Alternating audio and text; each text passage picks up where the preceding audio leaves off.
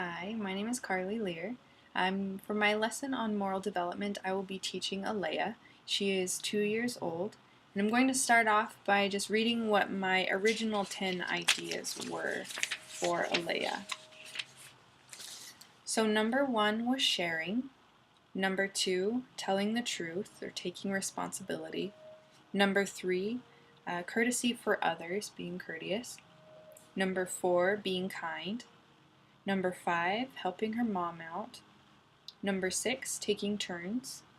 Number 7, fairness and accepting help. Number 8, feelings of others. Number 9, doing something nice for a sibling. And number 10, picking up toys again with responsibility, so picking up toys when she's done. The idea that I decided to go with was number 8, feelings of others.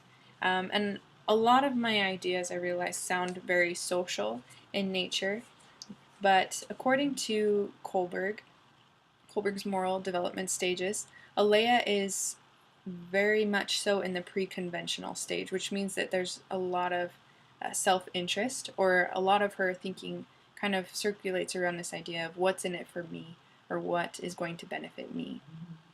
And I think that if I can help her look beyond herself and recognize and understand the feelings of others and those around her more, that will be a development morally for her.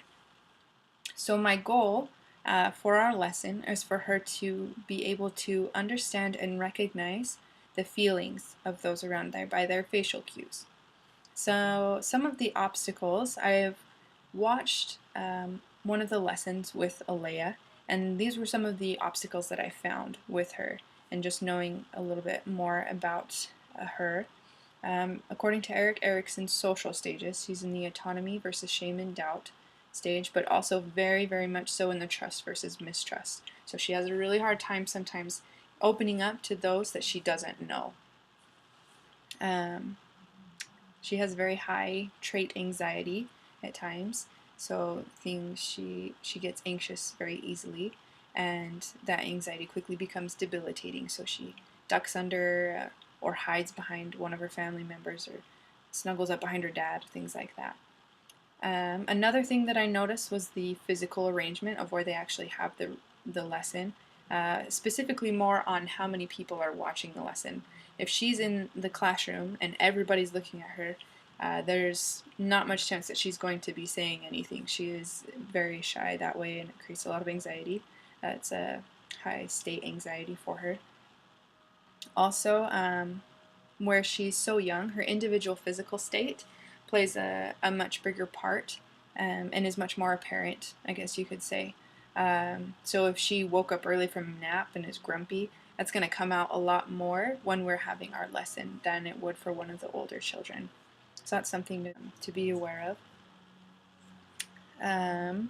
There's a lot more in her zone of proximal development, so that is potentially creates more disequilibrium, and it seems a little bit harder to understand what she is taking away from the lesson. With those in mind, I tried to come up with a lesson plan that would kind of ease those or lessen those obstacles for her. So for my lesson, I want her to be able to look at pictures of faces and recognize emotions. So instead of using pictures, I decided one way to help push her past this trust versus mistrust stage is to have her actually have her family members there making the faces, or so showing her, Alaya, this is a happy face, or this is a sad face, or this is a mad face, and doing that for her does a few different things. Like I said, she already knows her family, she's already familiar with them, so that lessens the trust versus mistrust stage. She is comfortable with them, and hopefully will make it easier for her to be comfortable with me, with her family there. Also, according to Piaget, we take new knowledge and it assimilates into our schema, and it makes it stronger that way. So by having her family already there, she already probably picks up on a lot of emotions and facial cues from her cueing from her family, and that will just assimilate the new knowledge and information I'm going to give her today into her schema and her long-term memory.